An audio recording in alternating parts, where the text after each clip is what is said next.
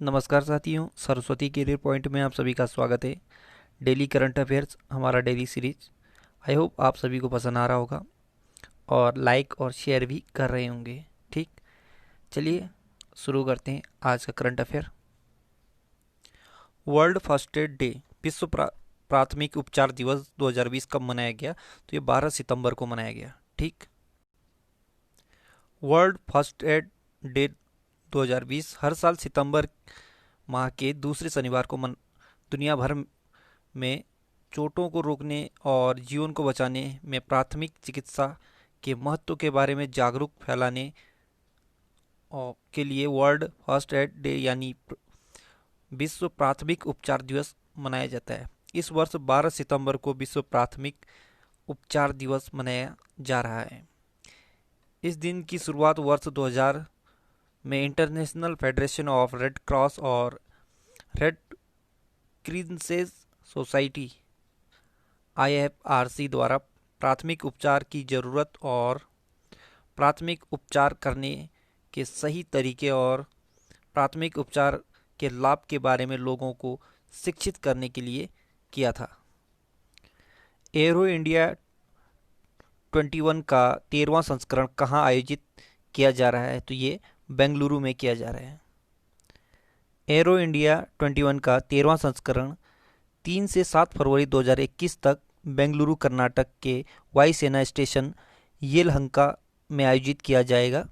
रक्षा मंत्री राजनाथ सिंह द्वारा arrow India 2021 के लिए वेबसाइट लॉन्च किया है।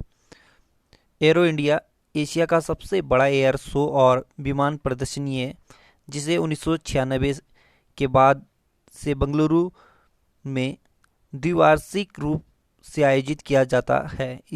इसे aeroindia.gov.in वेबसाइट पर देखा जा सकता है। पिगरी मिशन किस राज्य में लॉन्च किया गया है? तो ये मेघालय में किया है। पिगरी मेघालय सरकार द्वारा 209 करोड़ रुपए के कुल परिव्यय वाला भारत का सबसे बड़ा पिगरी मिशन लॉन्च किया है। इसे मेघालय पशुधन उद्यम उन्नति सोसाइटी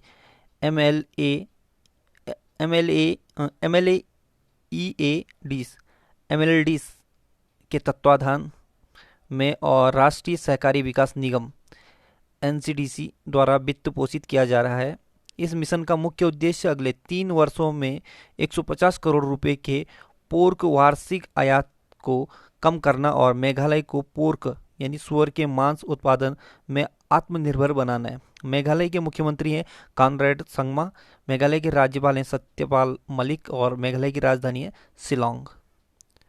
स्टार्टअप और उद्यमियों के लिए आई स्टार्टअप 2.0 किसके द्वारा लॉन्च किया है? तो ये प्रोग्राम ICICI बैंक द्वारा लॉन्च किया है। ठीक, ICICI बैंक ने स्टार्टअप और उद्यमियों की बैंकिंग जरूरतों को पूरा करने के लिए आई स्टार्टअप 2.0 नामक एक नया उत्पाद लॉन्च किया है। यह कार्यक्रम स्टार्टअप के लिए उनकी बैंकिंग के साथ साथ बैंकिंग से अलग ज़रूरतों जैसे नियामक सहायता, एनालिटिक्स, स्टाफिंग, अकाउंटिंग, ग्राहक अधिग्रहण और ग्राहकों के लिए डिजिटल आउटरीच जैसे अन्य का भी ध्यान रखेगा। ICICI बैंक का हेडक्वार्टर मुंबई महाराष्ट्र में है और ICICI बैंक के MD और CEO हैं संदीप बख्शी और इसका टैगलाइन है हम है ना ख्याल आपका।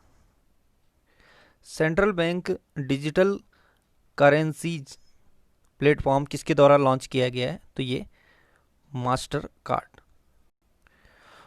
कार्ड ने राष्ट्रीय डिजिटल मुद्राओं का आकलन और अन्वेषण करने के लिए केंद्रीय बैंक के लिए वर्चुअल टेस्टिंग परिवेश central bank digital currencies launch किया है। मास्टर कार्ड ने केंद्रीय बैंकों, वाणिज्यिक बैंकों और तकनीकी और सलाहकार फर्मों को देश या क्षेत्र में CBDCs की उपयुक्तता का मूल्यांकन करने के लिए आमंत्रित किया है। ठीक, और मास्टरकार्ड के CEO हैं अजय पाल सिंह बग्गा और हेडक्वार्टर है न्यूयॉर्क, यूनाइटेड स्टेट में।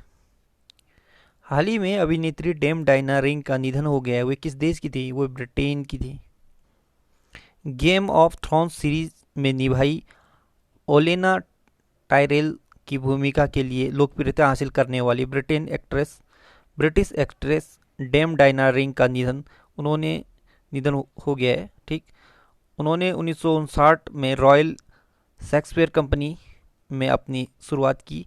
उन्होंने द एवेंजर्स, जो 1965 में आई थी, में पार्टिक मैनी के साथ एक सीक्रेट एजेंट एम्मा पील के रूप में अभिनय किया था। ग्लोबल इकोनॉमिक्स फ्रीडम इंडेक्स 2020 में पहले स्थान पर कौन सा देश है? तो ये हांगकांग देश है। कनाडा के फ्रेजर इंस्टीट्यूट द्वारा global economic freedom index 2020 annual report में भारत को 105वें स्थान पर रखा गया है। इसे भारत में नई दिल्ली स्थित think tank centre for civil society के योजनाओं में जारी किया गया है। यह विश्व आर्थिक स्वतंत्रता का 24वां संस्करण है। फ्रेजर इंस्टीट्यूट के अध्यक्ष पीटर ब्राउन है। हेडक्वार्टर है बेंकाउर, कनाडा में। सिविल सोसाइटी के अध्यक्ष हैं पार्थ ले शाह और सिविल सोसाइटी का हेडक्वार्टर है नई दिल्ली में।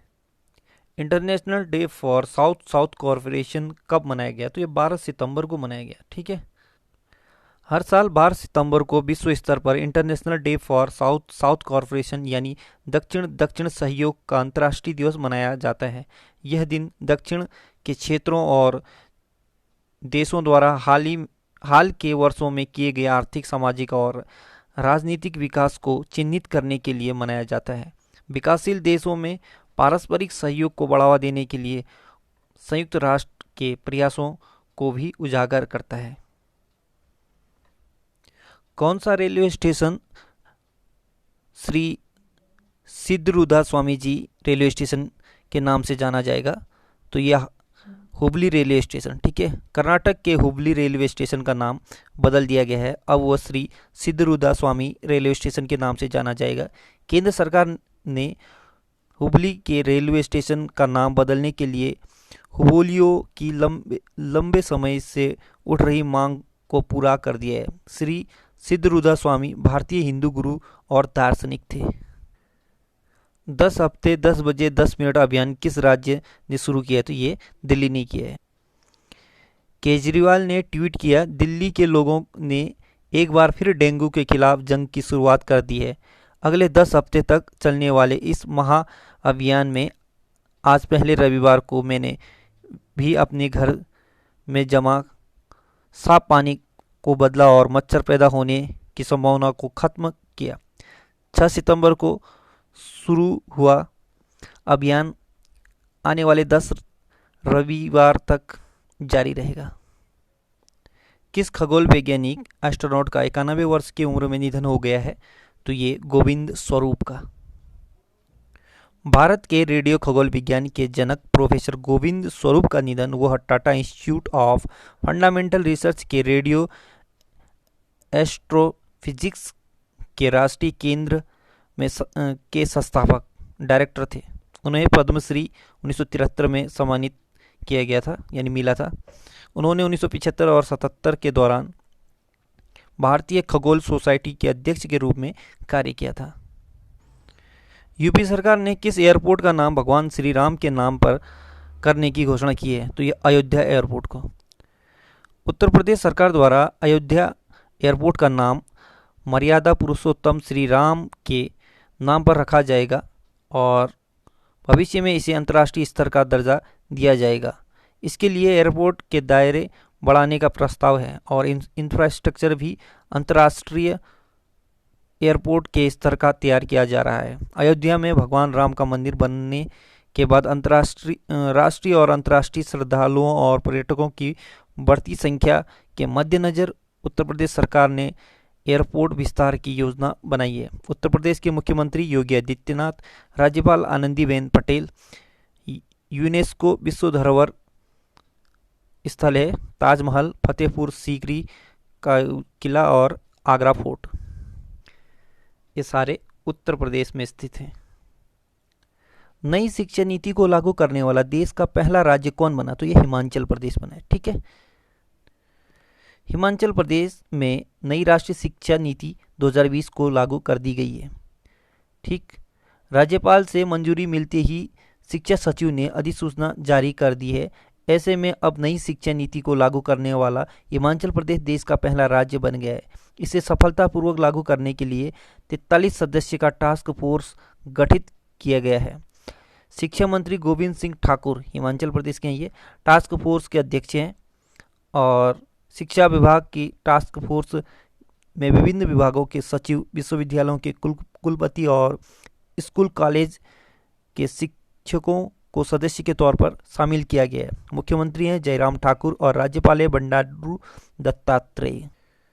वीर सावरकर फ्लाईओवर का उद्घाटन किस राज्य में किया गया? तो ये कर्नाटक में किया गया। कर्नाटक के मुख्यमंत्री बी.एस. येदियुरप्पा ने बंगलुरु में वीर सावरकर फ्लाईओवर का उद्घाटन किया। शहर के मैनेजर संदीप उन्नीकृष्णन रोड पर 400 मीटर लंबे फ्लाईओवर का निर्माण किया गया है। बेंगलुरु के निगम निकाय बृहत बेंगलुरु महानगर पालिका बीबीएमपी ने 34 करोड़ रुपए की लागत से इस फ्लाईओवर का निर्माण किया है। इस फ्लाईओवर के निर्माण की परियोजना सितंबर 2017 में शुरू हुई थी। कर्नाटक के मुख्यमंत्री हैं बी.एस. येदियुरप्पा और राज्यपाल हैं वजुभाई वाला। अखिल भारतीय टेनिस संघ का नया अध्यक्ष किसे चुना गया है? तो यह अनिल जैन को। अखिल भारतीय टेनिस संघ ऑल इंडिया टेनिस एसोसिएशन द्वारा अनिल जैन को अपना नया अध्यक्ष चुना गया है। वहीं अनिल धूपर को महासचिव चुना गया है।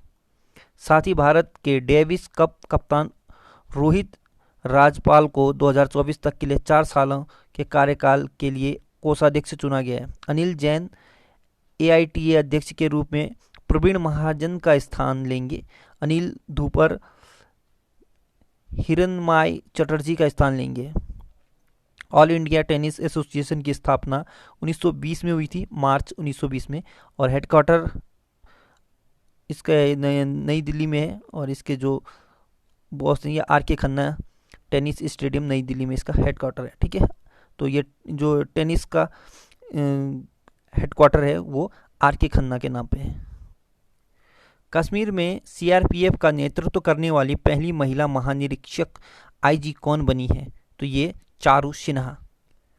चारू सिन्हा कश्मीर में केंद्रीय रिजर्व पुलिस बल सीआरपीएफ का नेतृत्व करने वाली पहली महिला महानिरीक्षक आईजी बन गई है। वह तेलंगाना कैडर के 1996 बैच के आईपीएस ऑफिसर हैं। चारू सिन्हा से पहले सोनाली मिश्र ने कश्मीर में बीएसएफ के आईजी के रूप में कार्य किया था। सीआरपीएफ मोटो है सेवा और निष्ठा। इसका गठन होता 27 जुलाई 1939 को और हेडक्वार्टर है नई दिल्ली।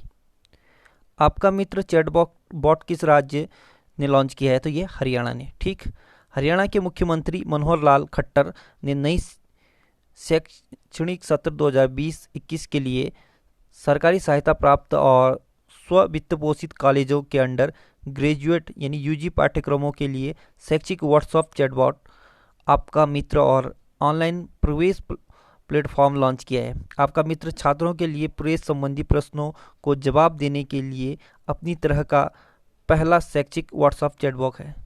ऑनलाइन प्रवेश प्लेटफॉर्म का उपयोग करके छात्र घर पर रहकर पूरी प्रवेश प्रक्रिया को पूरा करने में सक्षम होंगे। ठीक, हरियाणा के राज्यपाल हैं सत्यदेव नारायण आर्य और मुख्यमंत्री हैं मनोहर लाल खट्टर। तो साथियों, आज का करंट अफेयर का सीरीज यहीं पे समाप्त करते हैं और लाइक और शेयर कीजिएगा। नई सीरीज के साथ फिर हाजिर होंगे, तब तक के लिए good luck, have a nice